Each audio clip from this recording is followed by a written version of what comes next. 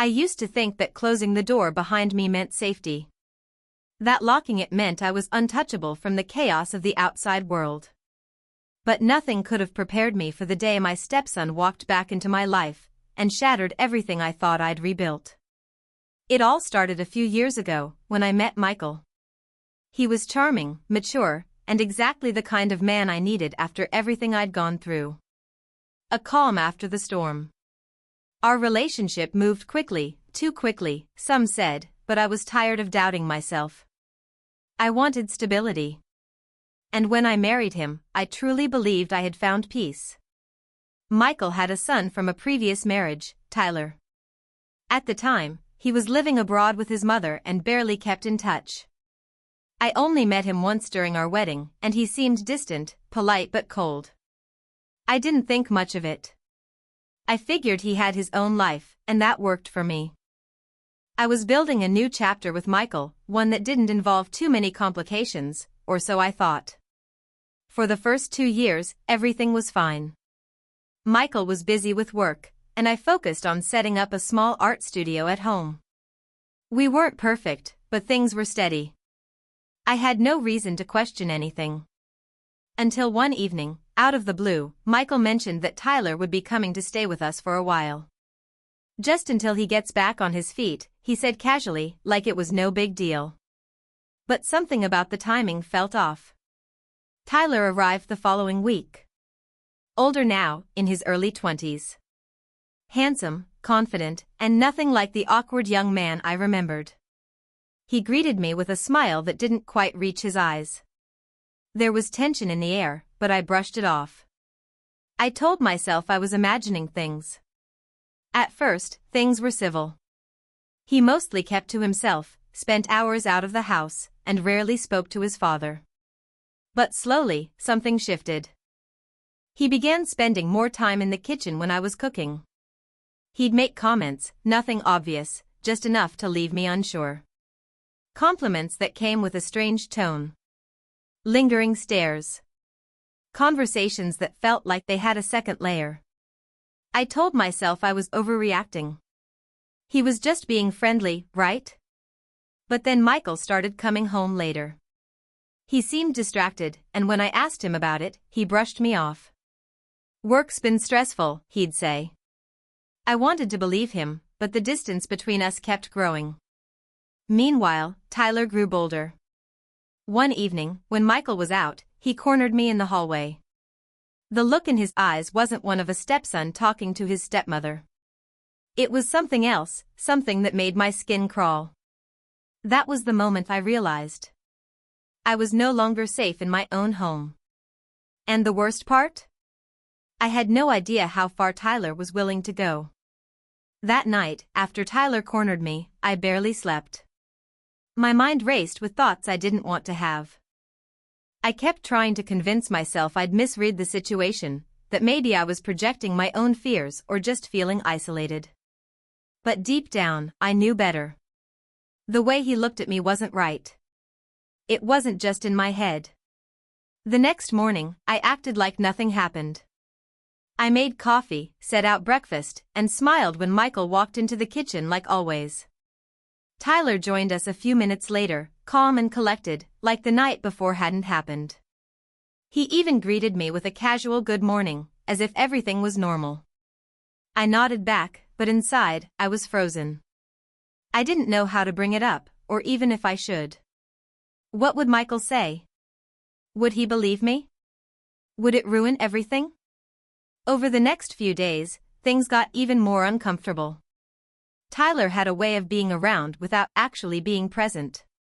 He'd appear when I was least expecting him, behind me in the hallway, walking into the room just as I was leaving, brushing past me just a little too closely. It felt deliberate, like he wanted me to notice. Like he was testing me. I tried to bring it up with Michael once, very gently. I said I wasn't sure if Tyler was adjusting well, that he seemed tense. Michael barely looked up from his phone. "He's just going through a lot," he mumbled. "Give him some time."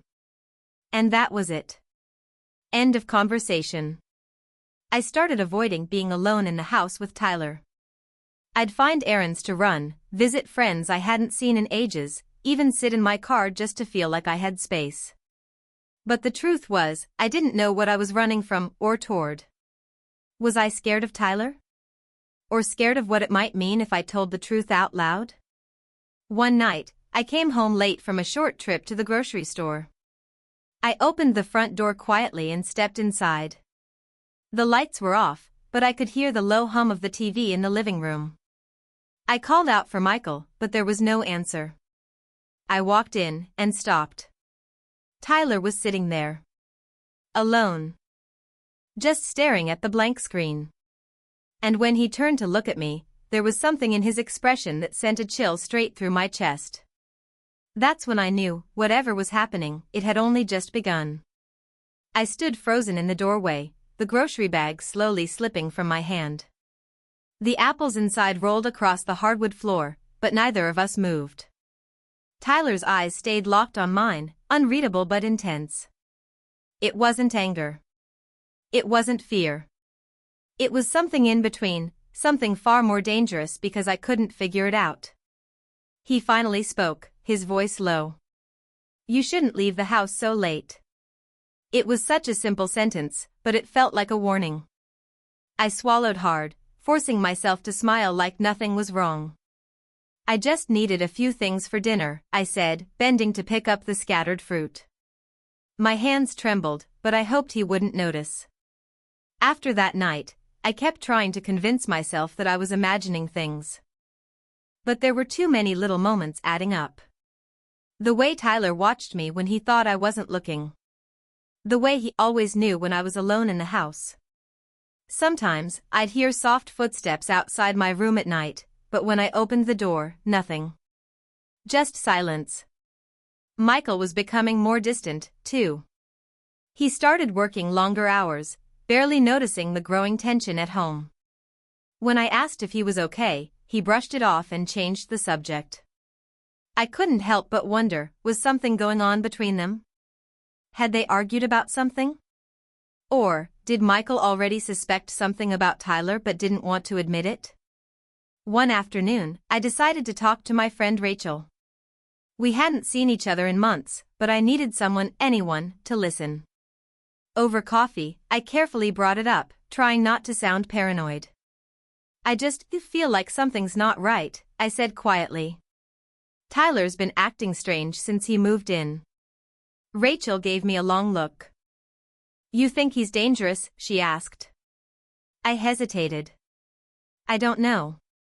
But I don't feel comfortable around him. And Michael, he's not really seeing what I see." Rachel leaned in closer. "Maybe you should start writing things down.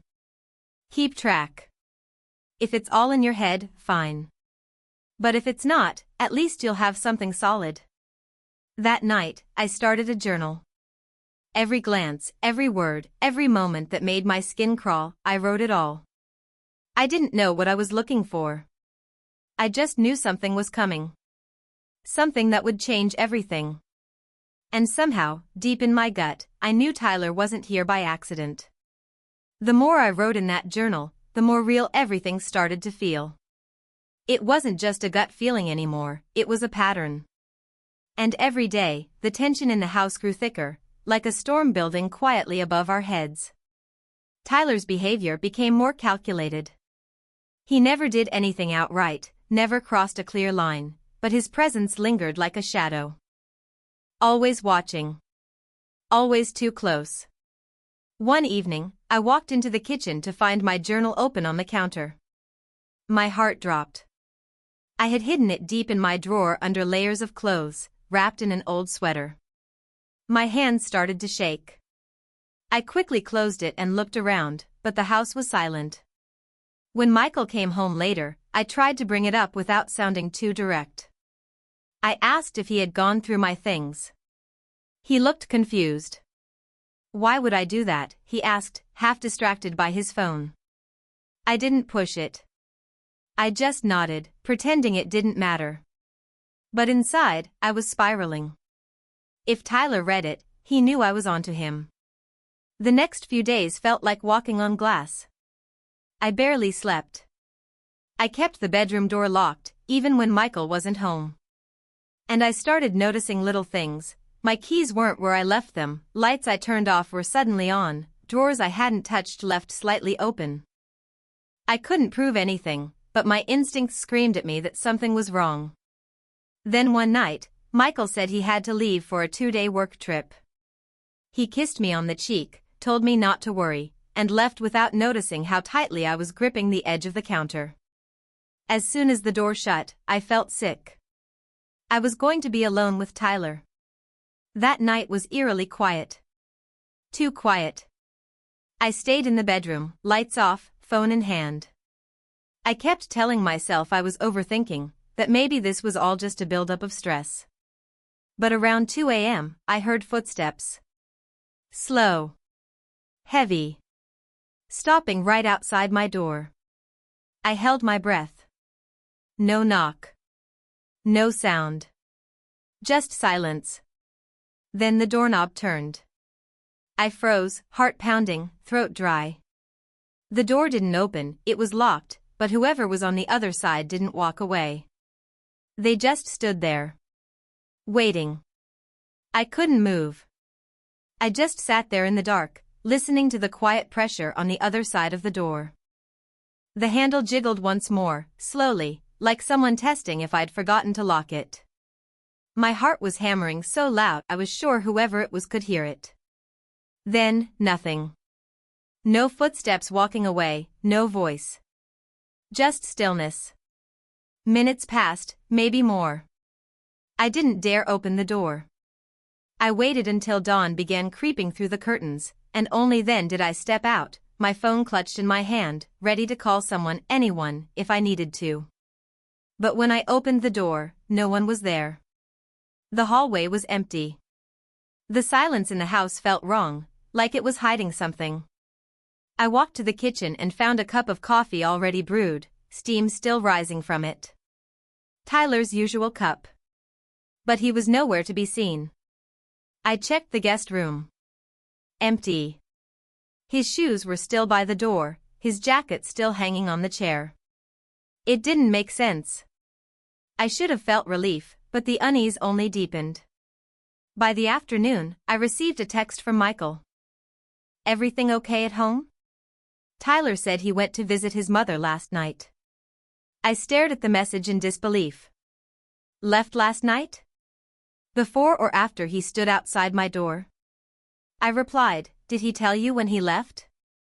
Michael didn't answer right away. Hours went by. That night, I sat with all the lights on, waiting for a sound, any sound. Around midnight, Michael finally called. He told me he left around 9, he said, sounding distracted. I didn't think anything of it. Michael, I heard someone outside my door last night. I'm telling you, I don't think he left when he said he did. There was a pause. What are you trying to say? His voice had a strange edge to it now, like I was accusing him. I don't know, I said. But something's wrong. He read my journal, I'm sure of it. He's been acting strange, and now he's lying about when he left. Michael sighed. Maybe you're overthinking. He's going through a lot. That's when I heard it, outside the window. A soft thud. I turned toward the sound, but the blinds were shut. I rushed over and pulled them open. And there he was. Tyler. Standing across the street, staring up at the house. Not moving. Not blinking. Just watching. I gasped and dropped the phone. When I looked back, he was gone. I ran outside, heart racing, scanning the street, but it was empty. No sign of him. That was the moment I realized something deeper was happening.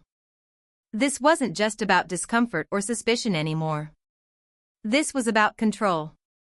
Fear. And someone playing a game I never agreed to be part of. What I didn't know then was that the worst was yet to come. The next day, I didn't wait for Michael to come home. I went straight to the police station with my journal and told them everything, every strange encounter, every late-night noise, the moment outside my door, and what I saw from the window. The officer listened patiently, but without any concrete proof, all they could do was file a report. I felt like I was losing control of my own life, and no one was taking me seriously. When Michael finally returned home that evening, I sat him down. This time, I didn't hold anything back. I showed him the journal, pointed to the exact entry that I knew Tyler had read, and told him what I saw outside the window. At first, he looked stunned, then slowly, his expression shifted. He didn't look confused.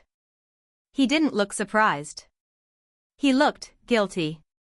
"You need to tell me something," I said, heart pounding. "What's really going on between you and Tyler?" Michael rubbed his hands over his face and leaned back in the chair. "There's something I didn't tell you," he finally said. "Tyler didn't come here to just get back on his feet. He came because, well, there were issues. Back home. His mom couldn't handle him anymore. There were complaints. Neighbors, mostly. Behavior stuff. Obsession. Inappropriate boundaries." I stared at him, stunned. "And you didn't think I deserved to know any of this before letting him live with us?" "I thought he'd changed," Michael said. "I thought maybe if he was in a stable home, with you around, with me." I cut him off. "Do you even hear yourself?" That night, I locked the bedroom door and slept with the lights on again. But sleep didn't last long. Around 3 a.m., I heard it. A sharp creak outside the door. Then, silence. Suddenly, a loud bang shook the entire doorframe. I jumped out of bed, heart in my throat, and grabbed my phone. But before I could even dial, the door burst open. Tyler stood there, eyes wild, breathing hard. "You shouldn't have written about me," he said. I backed away, panic rising. "You need help, Tyler. This isn't you." But then, Michael appeared behind him. "Tyler, stop." His voice was firm, but shaking. "Go downstairs. Now." Tyler turned, surprised. Michael stepped between us, forcing him back. After a tense minute, Tyler finally backed down, muttering something under his breath as he disappeared down the stairs. I looked at Michael, breathless. "You saw it. You saw it now." He nodded slowly, guilt written all over his face. "I'm so sorry. I didn't want to believe it, but I see it now." We called the police that night, and Tyler was taken for evaluation the next morning. But just when I thought it was over, as I packed a small bag to get away for a few days, I found something tucked inside the lining of my suitcase. A folded note. In small, shaky handwriting, it read, "You locked your door. But I still got in." I stood there, holding the note in my hand, feeling the weight of it sink into my chest. That one line, just 10 words, was enough to erase whatever small comfort I'd managed to reclaim. I hadn't imagined the danger. It had been real all along. Tyler had been watching me closer than I ever realized. Even when I thought I was being careful, even when I locked every door and stayed alert, he was always one step ahead. The police followed up on the note and found more disturbing details. Tyler had been keeping a journal of his own.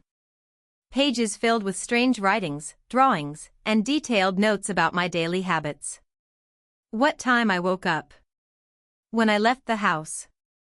Which rooms I spent the most time in. They also discovered a hidden key taped beneath the porch, one I never knew existed. That's how he got in when I thought I was safe. Michael was devastated. He blamed himself over and over again. And maybe he was right too. But part of me also understood that denial is a powerful thing. We all want to believe the best in those we love. Sometimes, that belief blinds us to danger standing right in front of us. We both decided it was best to put distance between us and everything that reminded us of those weeks. We sold the house, and I moved in with my sister for a while to clear my head. In the weeks that followed, I slowly began to heal.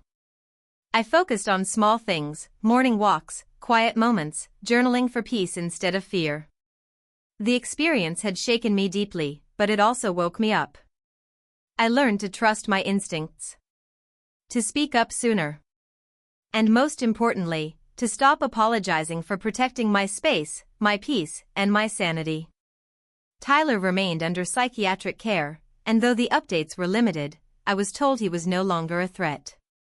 Still, that final note stayed with me, not just the words, but the reminder that safety isn't always about locks and alarms. Sometimes, it's about listening to the quiet warnings your heart gives you long before the danger is visible. This true infidelity story may not have been about romance in the traditional sense, but it was a betrayal all the same, a betrayal of trust, of boundaries, and of the safety I thought I had. And in the end, it taught me that trusting your voice isn't weakness, it's survival. 15.